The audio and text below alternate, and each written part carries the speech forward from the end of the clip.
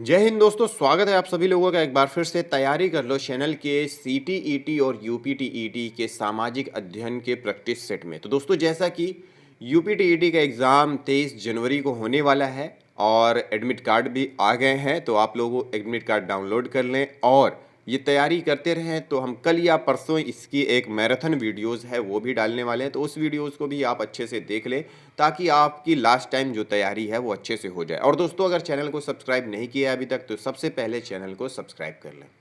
तो बात करते हैं पहले प्रश्न की। आज का पहला प्रश्न है कि निम्नलिखित में से कौन सा खनिज संदर्भ में सही नहीं है।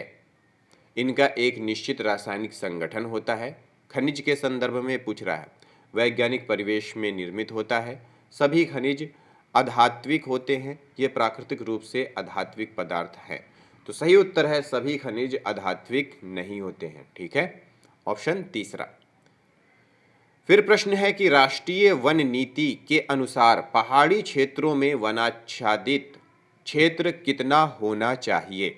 45%, 28%, 67% या फिर 33%। तो सही उत्तर है 67%, 67%। फिर प्रश्न है, भारत के प्रथम भारतीय गवर्नर जनरल कौन थे। माउंट बेटन, सी राजगोपालाचारी, डॉक्टर राजेंद्र प्रसाद या फिर सरदार वल्लभ भाई पटेल। सही उत्तर है सी राजगोपालाचारी, ऑप्शन दूसरा। फिर प्रश्न है कि भारतीय संविधान के अनुच्छेद 112 के तहत तैयार वार्षिक वित्तीय विवरण को कहा जाता है। क्या कहा जाता है? सार्वजनिक खाता, समेकित खाता, राजस्व खाता या फिर बजट। तो वो होता है बजट, जो कि सरकार हर वर्ष क्या करती है? पेश करती है। फिर है अगला प्रश्न कि बैक्टीरिया की खोज किस वैज्ञानिक ने की थी। बैक्टीरिया की खोज किस वैज्ञानिक ने की थी? लियू वेन हुक ने, कोच ने, लुई पाश्चर ने या फिर कोई नहीं। तो यहाँ पे सही उत्तर है लियू वेन हुक ने की थी। फिर अगला प्रश्न है, भारत में आरंभिक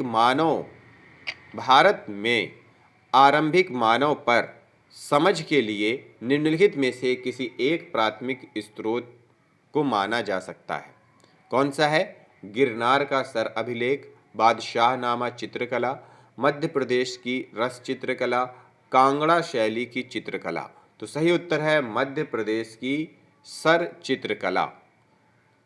भारत में आरंभिक मानव पर समझ के लिए मध्य प्रदेश की सर चित्रकला एक प्राथमिक स्रोत माना जा सकता है। फिर अगला प्रश्न है, बीसीई का फुल फॉर्म क्या होता है। तो यहाँ पे है बिफोर कॉमन इरा। ये सही उत्तर है ऑप्शन पहला, बिफोर कॉमन एरा। फिर अगला प्रश्न है, कौन सी वायुमंडलीय परत पराबैंगनी विवरण की वृत्त मात्राओं के वेधन को रोकती है। कौन सी वायुमंडलीय परत? क्षोभ मंडल, आयन मंडल, ओजोन मंडल, समताप मंडल। तो हमने पढ़ा हुआ है, ये स्कूल में भी पढ़ा था, तो ओजोन मंडल कहलाता है। फिर प्रश्न है कि गृह मंत्री अमित शाह द्वारा कहाँ हाल में ही भारत दर्शन पार्क का उद्घाटन किया गया है। लखनऊ, मुंबई, दिल्ली या फिर भोपाल। तो दिल्ली में किया गया है। भारत दर्शन पार्क का उद्घाटन गृह मंत्री अमित शाह द्वारा दिल्ली में किया गया है। फिर अगला प्रश्न है कि इटाई रोग किसके दीर्घकालीन विषाक्तन से होता है। पारद, निकिल, कैडमियम या फिर सीसा। तो सही उत्तर है ऑप्शन तीसरा, कैडमियम। फिर अगला प्रश्न है, हम यह आज कैसे जानते हैं कि पूरा पाषाण युग में भारत में शुतुरमुर्ग होते थे।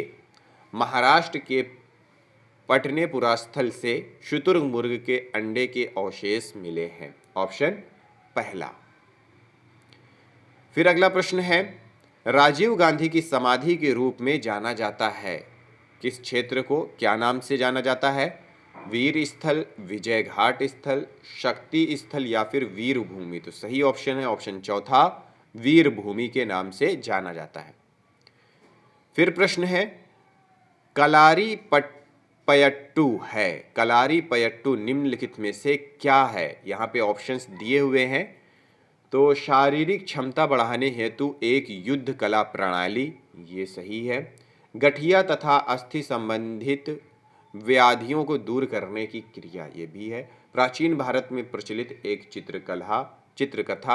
चित्रकला आदिवासियों के एक नृत्य का नाम। तो सही उत्तर है ऑप्शन पहला और दूसरा, तो ऑप्शन पहला यहाँ पे सही हो जाएगा। ठीक है। फिर अगला प्रश्न है कि कौन सा रुधिर समूह सार्विक प्रापक है? कौन सा रुधिर समूह, ए बी या फिर ओ? तो सही उत्तर है ऑप्शन ए बी, ऑप्शन तीसरा, ए बी रुधिर समूह सार्विक प्रापक है। फिर अगला प्रश्न है कि महायान बुद्ध धर्म के अंतर्गत, आगे ऑप्शंस दिया हुआ है, बुद्ध की प्रतिमाएं बनाए जाने लगे, बोधिसत्व को नहीं स्वीकार आ गया क्योंकि मैं अभी भी ज्ञान प्राप्त करना बाकी था, मूर्तिकला के केंद्रों के रूप में मथुरा एवं तक्षशिला का पतन हुआ, मूर्तियों से बुद्ध की उपस्थिति सिर्फ कुछ संकेतों के माध्यम से दर्शाए जाते थे। तो महायान बुद्ध धर्म के अंतर्गत बुद्ध की प्रतिमाएं बनाए जाने लगे।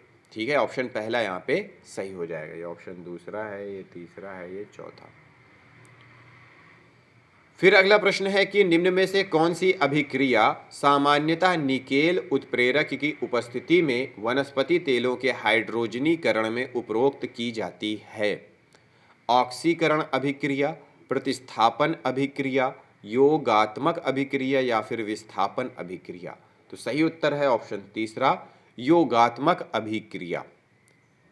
फिर अगला प्रश्न है कि भारत का वर्तमान राष्ट्रपति कौन है? नरेंद्र मोदी, प्रतिभा पाटिल, एम वेंकैया नायडू या फिर रामनाथ कोविंद? भारत का वर्तमान राष्ट्रपति पूछ रहा है, तो रामनाथ कोविंद जी हैं, ऑप्शन चौथा। फिर प्रश्न है कि खिलजी और तुगलक वंश के अंतर्गत प्रशासन और समेकन के संदर्भ में सही क्या है?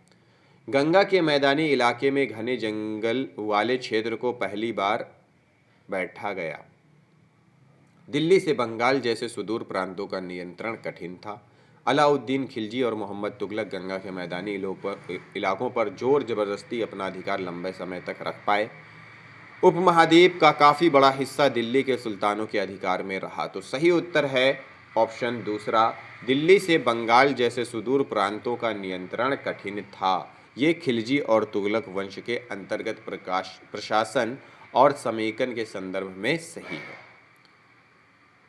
फिर अगला प्रश्न है जनजाति लोगों के इतिहास के पुनर्निर्माण में निम्नलिखित में से कौन गलत है? कौन सा ऑप्शन है जो कि निम्नलिखित में से गलत है? तो यहाँ पे दिए हुए हैं ऑप्शन कि जो गलत है वो है कि अधिकांश जनजाति समूह ने लिखित दस्तावेज रखा है, ये यहाँ पे गलत है, बाकी सारे ऑप्शन सही है। फिर अगला प्रश्न है कि 1857 के विद्रोह के बाद अंग्रेजों ने किस प्रकार भारत पर अपना नियंत्रण को समेकित किया? तो यहाँ पे अवध, बिहार, मध्य भारत और दक्षिण भारत से ज़्यादा सिपाहियों की भर्ती कर, नहीं। भूमिहीनों तथा किसानों की रक्षा के लिए नीति बनाकर, नहीं। तुष्टीकरण तथा संपत्ति अधिकारों की सुरक्षा करके, नहीं। ईस्ट इंडिया कंपनी के सारे अधिकार ब्रिटिश साम्राज्य के हाथ में सौंपकर ताकि भारतीय मामलों को ज़्यादा बेहतर ढंग से संभाला जा सके, ये ऑप्शन चौथा यहाँ पे सही है। फिर अगला प्रश्न है कि निम्नलिखित में से क्या प्रतिनिधि लोकतंत्र की विशेषता नहीं है? प्रतिनिधियों के हाथ में निर्णय की प्रक्रिया, ये तो है। जनता का निर्माण की प्रक्रिया में प्रत्यक्ष सहभागिता, ये नहीं है। ठीक है। जनता को मतदान करने का अधिकार, ये भी है। मतदान द्वारा प्रतिनिधि का चुनाव, ये भी है। तो ऑप्शन दूसरा है दोस्तों, जो कि प्रतिनिधि लोकतंत्र की विशेषता नहीं है। फिर प्रश्न है कि भारत के किस क्षेत्र को छोटा तिब्बत कहा जाता है? अरुणाचल, सिक्किम, हिमाचल या फिर लद्दाख? तो सही उत्तर है लद्दाख। अगला प्रश्न है, निम्नलिखित में से किसे एक बौना ग्रह कहा जाता है? शुक्र, बुध, चंद्रमा, प्लूटो। तो प्लूटो है जो कि सबसे छोटा ग्रह है। ठीक है, प्लूटो बौना ग्रह इसे कहा जाता है। अगला प्रश्न है कि यूरेनस ग्रह की खोज किसने की थी? गैलीलियो गैलीली ने, क्रिस्टियन ह्यूगेंस ने, सर विलियम हर्शेल ने या फिर निकोलास कापरनिकस ने? तो सही उत्तर है सर विलियम हर्शेल ने, ऑप्शन तीसरा। अगला प्रश्न है कि भारत में किसी राज्य के राज्यपाल के रूप में नियुक्ति के लिए निर्धारित न्यूनतम आयु सीमा कितनी है? 40, 25, 30 या 35? तो सही उत्तर है 35। अगला प्रश्न है, भारत में अपील प्रणाली या पौन वार्डिक प्रणाली किसे कहते हैं? न्यायालय के आदेश के खिलाफ संसद में अपील का प्रावधान नहीं, राज्य की कार्यपालिका प्रमुख का सर्वोच्च अपील अधिकारी के रूप में कार्यरत होने का प्रावधान नहीं, निचली न्यायालय के आदेश के खिलाफ उच्च न्यायालय में अपील का प्रावधान। बिल्कुल, तो यहाँ पे ऑप्शन तीसरा सही है। फिर अगला प्रश्न है कि निम्नलिखित में से कौन सा प्रायद्वीपीय पठार का लक्षण नहीं है? इसका उत्तर पश्चिम में अरावली श्रृंखला स्थित है। बिल्कुल। क्या कोयला एवं लौह अयस्क जैसे खनिजों की प्रचुरता है? बिल्कुल। इस पठार पर पश्चिम की ओर बहने वाली महानदी और कृष्णा नदियां मौजूद हैं? बिल्कुल नहीं। यह उत्तरी मैदान के दक्षिण में स्थित है। बिल्कुल। तो यहाँ पे ऑप्शन तीसरा इस प्रश्न के हिसाब से सही होगा, जो कि प्रायद्वीपीय पठार का लक्षण नहीं है। फिर अगला प्रश्न है कि निम्नलिखित में से कौन सा कथन अफ्रीका के बारे में सही है? यही एक ऐसा द्वीप है जिससे होकर कर्क, विषुवत तथा मकर रेखाएं गुजरती हैं। बिल्कुल सही है, तो यही उत्तर हमारा सही होगा। इसमें से तीनों रेखाएं गुजरती हैं। फिर अगला प्रश्न है कि भारत के दक्षिणी भागों में विशेषकर तमिलनाडु और आंध्र प्रदेश में शरद ऋतु में वर्षा होती है क्योंकि पवन अरब सागर के बंगाल की खाड़ी की ओर बहती है? नहीं। फोन बंगाल की खाड़ी से अरब सागर की तरफ, पवन बंगाल खाड़ी से अरब सागर की तरफ बहती है? नहीं। पवन स्थल भागों से लौटकर अरब सागर की ओर बहती है? नहीं। पवन स्थल भागों से मतलब लौटकर बंगाल की खाड़ी की ओर बहती है? बिल्कुल सही। तो ये उत्तर है हमारा चौथा, जो कि सही है। अरब सागर जो कि पवन है वो स्थल भागों से लौटकर बंगाल की खाड़ी की ओर बहती है, इसलिए भारत के दक्षिणी भागों में विशेषकर तमिलनाडु और आंध्र प्रदेश में शरद ऋतु में वर्षा होती है। फिर अगला प्रश्न है जिसका उत्तर आपको देना है कि निम्नलिखित में से कौन भ्रंशोत्थ पर्वत है? अपलेशियन पर्वत, यूराल पर्वत, वासजेस पर्वत या फिर हिमालय पर्वत? निम्नलिखित में से कौन भ्रंशोत्थ पर्वत है? ठीक है, तो दोस्तों अगले वीडियो में मिलते हैं अगले प्रश्नों के साथ, और इस वीडियो को यहीं पे समाप्त करते हैं। इस वीडियो को देखने के लिए आप सभी लोगों का बहुत बहुत धन्यवाद।